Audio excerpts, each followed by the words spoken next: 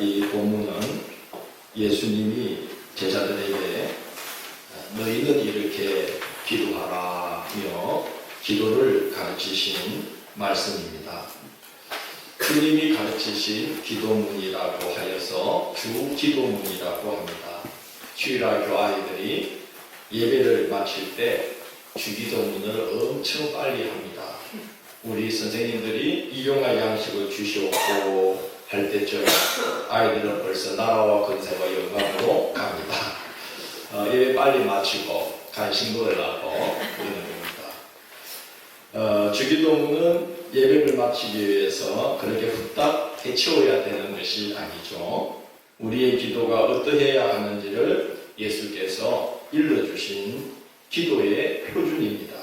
주기도문은 6단락으로 나누어 볼 수 있습니다. 첫째, 하늘에 계신 우리 아버지요. 이 말씀은 기도를 시작하면서 하나님을 부르라는 말씀입니다. 기도를 하면 기도를 받으시는 분이 있다는 말씀이지요. 우리의 기도는 허공에 흩어지지 않습니다. 우리의 기도는 듣지도 보지도 못하는 나무나 돌이나 그런 것들로 만든 우상에게 하는 것이 아니라 하늘에 계신 하나님 아버지께 합니다. 그러므로 하늘 아버지께서 우리의 기도를 들으시고 받아주십니다. 하나님이 하늘에 계시다는 건 저 우주공간 어딘가에 계시다는 것이 아니라 땅에 발을 딛고 사는 우리 인간의 차원을 뛰어넘는 분이 하나님이시다. 육신의 한계 속에 사는 우리와는 차원이 다른 분이 하나님이시다 하는 뜻입니다. 그래서 하늘에 계신 우리 아버지는 우리와 차원이 다르기 때문에 어둠 속에서도 빛을 불러내시고 수면 아래 잠겨있던 땅을 들어서 산 꼭대기로 올려놓으시고 홍해를 갈라 길을 여시고 하늘로부터 만나를 내리시며 미천한 자를 존귀한 자리에 세우기도 하시고 존귀한 자를 걸음더미에 던져버리기도 하시는 말씀 한마디로 모든 것을 이루시는 놀라우신 하나님이십니다. 그래서 하늘에 계신 아버지라고 말씀을 하는 겁니다. 그리고 당신을 아버지라 부르는 자들을 불꽃 같은 눈동자로 지키시고 당신이 아버지 되심을 나타내 주십니다. 예수님이 그러셨어요. 너희가 악한 자라도 좋은 것으로 자식에게 줄 알거든 하물며 하늘에 계신 너희 아버지께서 구하는 자에게 좋은 것으로 주시지 않겠느냐 하셨습니다. 이렇게 놀라운 분이 우리의 기도를 받으신다는 겁니다. 이렇게 놀라운 분이 우리가 아버지 하고 기도를 시작하면 주목해 보신다는 겁니다.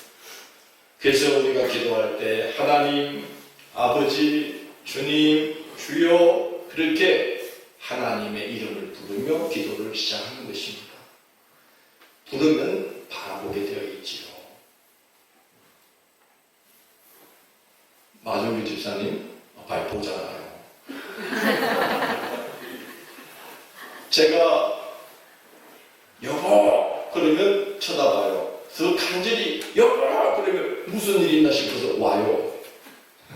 부르면 바라보고 부르면 옵니다. 우리 하나님도 그렇지 않겠어요? 우리가 기도를 시작하며 하나님 아버지를 부르면 하나님께서 우리를 주목해 보시고 우리에게로 오십니다. 내가 부를 때에는 나 여호와가 응답하겠고 내가 부르짖을 때에는 내가 여기 있다 하리라. 하나님이 아버지 되심을 나타내 보이신다는 거예요. 너는 내게 부르짖으라 내가 내게 응답하겠고 내가 알지 못하는 크고 은밀한 일을 내게 보이리라 하셨습니다. 예수 그리스도의 십자가 속죄의 은혜로 우리 같은 죄인이 하나님을 아버지라 부르며 기도할 수 있는 특권이 주어졌어요. 얼마나 놀라운 은혜입니까? 예수님 때문에 우리는 하나님을 아버지라 부르는 새 언약의 백성, 신약의 백성이 되었어요. 예수님 때문에 하나님과 우리는 아버지와 아들, 딸의 관계로 들어가게 그래서 우리는 하나님을 감히 아버지라고 부를 수 있는 특권이 우리에게 주어졌습니다. 이 특권을 우리가 마음껏 누려야 되지 않겠습니까? 하나님을 아버지라 부르는 자는 좋은 일이 있으리라 많이 있으리라.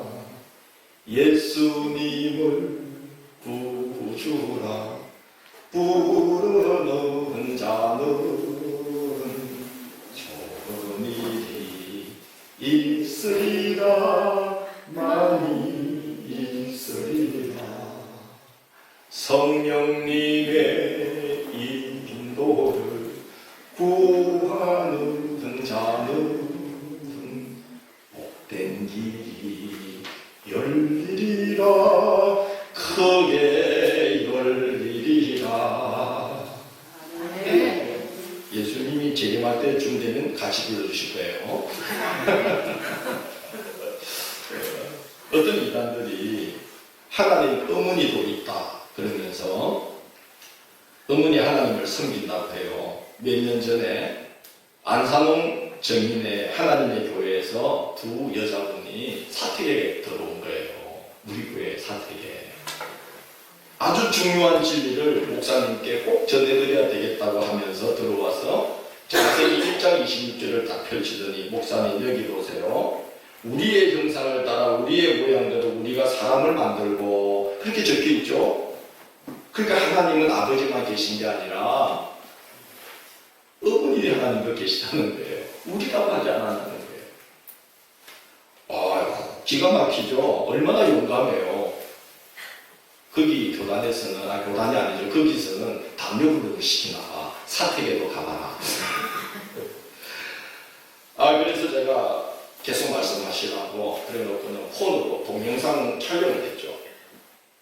왜 그러시냐. 이 귀한 말씀을 혼자 듣자니 너무 아까워서 내가 녹화해서 함양지역 모든 목사님들께 싹 다 돌리려고 그런다고 하니까 막 한참 놀라면서 아니 다른 교회 사택에 가면 목사님들이 다 점잖으시던데 여기 목사님은 참 열나네요. 그래서 막 그거 지워달라고. 그래서 나중에는 이제 뭐 하나님 어머니는 고사하고 있잖아. 그거 어떻게 지우느냐. 처음에 폰이 나왔을 텐데. 그래서 제가 나도 몰라. 지워봐. 그러니까 목사님 책을 지워주세요. 그래서 나중에 그러다 갔어요. 이 다음에 오면 찍으십시오. 이렇게.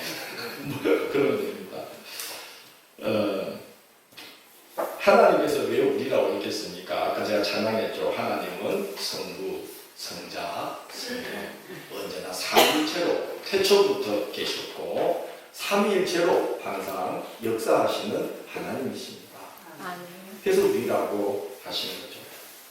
하나님 아버지 따로 있고 하나님 어머니 따로 있고 그런 건 아닙니다.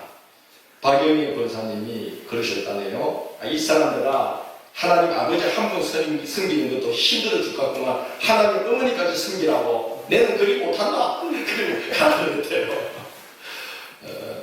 우리 신앙의 표준이 되시고 구원의 주님 되시는 예수께서 제자들에게 그러셨어요. 내가 하나님의 이름을 알려주마. 그리고 아버지다. 예수님이 하나님을 어머니라고 부르신 적이 없습니다. 왜 예수님은 하나님을 아버지라고 부르셨을까요? 하나님은 오직 한 분, 유일하신 절대자가 된다는 뜻입니다. 하나님은 존재의 근원이 되시고 어떤 되시는 분이라는 말씀입니다. 하나님은 우리의 넉넉한 보호자가 되시는 분이라는 말씀입니다. 하나님을 아버지라 부르는 자는 하나님과 아들, 딸의 특별한 관계로 맺어진다는 뜻이에요. 그래서 하나님을 아버지라 부르는 것입니다. 여러분 기도할 때만이 아니라 일상생활 중에도 오늘 우리 정집사님이 기도할 때 일상에서 우리의 삶이 기도가 되게 해달라고 그랬는데 일상생활 중에서도 시시때때로 하나님, 아버지, 주님, 주여 하고 그의 이름을 부르시기 바랍니다. 그게 아무한테나 주어진 은혜가 아니지 않습니까? 주 예수 그리스도의 십자가 대속의 은혜로 우리 같은 죄인이 감히 하나님을 아버지로 모시게 되었어요. 하나님께서 우리를 당신의 아들, 딸로 인정해 주시는 관계가 형성된 것입니다. 예수님의 은혜로 된 것이죠. 그러니까 시시때때로 하나님 아버지 주님 주여 하고 부르며 찾고 의지하고 기대며 살아가시기를 바랍니다. 그런 마음에 큰 평강을 주십니다. 마더 테레사 수녀가 이런 말을 했어요. 여러분이 바쁜 일상 중에도 그의 이름을 부르며 마음을 모아 하나님께 여러분이 마음을 올려드리기만 해도 훌륭한 기도가 됩니다. 그랬습니다. 일상 중에 하나님을 아버지로 부르며 하나님을 부르며 아버지로 부르며 우리 일상을 살아가기를 원합니다. 두 번째, 이름이 거룩히 여김을 뜻이오며 라고 말씀했습니다. 하나님은 가장 높고 거룩한 분입니다. 그 이름이 높임 받아야 하고 그 이름이 거룩히 여김을 받아야 합니다. 10계명의 제3계명이 뭐지요? 너는 너의 하나님 여호와의 이름을 망령되이 일컫지 말라. 나 여호와는 나의 이름을 망령되이 일컫는 자를 죄 없다 하지 아니하리라 했습니다. 그러나 세상은 하나님의 이름을 높이지 않습니다. 다 자기 이름을 높이는데 사람을 높이는데 곤고합니다. 노아 홍수 후에 하나님께서 다시는 물로 세상을 심판하지 않을 것을 무지개를 증표로 약속하셨습니다. 그런데 사람들이 하나님을 신뢰하지 않고 바벨의 탑을 쌓았어요. 그들이 바벨의 탑을 쌓으면서 하는 이야기를 들어보면 이렇게 말합니다. 자, 성읍과 탑을 건설하여 그 탑 꼭대기를 하늘 꼭대기에 닿게 하여 우리 이름을 내고 온 지면에 흩어짐을 면하자 하더니 그렇게 말을 합니다. 우리 이름을 내자 하는 거죠.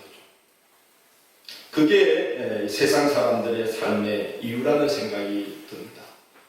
하나님이 아니어도 우리가 삶의 안전장치를 얼마든지 구축할 수 있다. 이게 근대 이후에 하나님을 제거하고자 했던 인본주의가 가졌던 생각이라는 생각이 듭니다. 인간의 능력과 인간의 합리성을 신뢰했던 것입니다. 그러나 하나님을 제거시킨 인본주의가 인간에게 무한한 자유를 가져오고 과학의 발전으로 유토피아가 이루어질 거라는 전망과는 달리 이 무신론적 인본주의가 구축한 세계는 끔찍한 결과를 낳았어요. 1차 세계대전으로 1,500만 명이 죽었고 2차 세계대전으로 5,500만 명이 죽었습니다. 인종차별로 대대적인 인종학살이 이루어져서 러시아 혁명과 나치 치하에서 1,000만 명이 넘는 인종학살이 이루어졌어요. 장 지글러라는 분이 왜 세계의 절반은 굶주리는가라는 책을 썼는데 지금 세계 인구가 60억 명이랍니다. 그런데 과학기술의 발달로 한 해에 매년 120억 명이 먹고도 남을 양식이, 식량이 생산되고 있다는 거예요. 그런데도 매일 10만 명 이상이 굶주림으로 죽어가고 있고 오염된 물과 진흙 후키로 인명해야 되는 지역에서 아이들이 5초에 한 명씩 죽어가고 있다는 겁니다. 하나님의 이름을 높이지 않고 삶의 모든 영역에서 하나님의 이름을 제거하고자 했던 그 근대 이후의 역사가 하나님의 이름을 제거한 후에 인간에게 행복한 세계가 옵니다. 정말 하나님을 제거시키고 인간은 자유해졌느냐? 아니라는 거죠. 핵무기가 사람의 삶을 위협하고 원전이 폭발하고 기후변화의 위협을 받고 생태계가 파괴됐잖아요. 극심한 빈부격차 속에 시달리고 있습니다. 인간의 비인간화를 재촉하는 인공지능 사회 같은 문제 앞에 우리가 놓이게 되었습니다.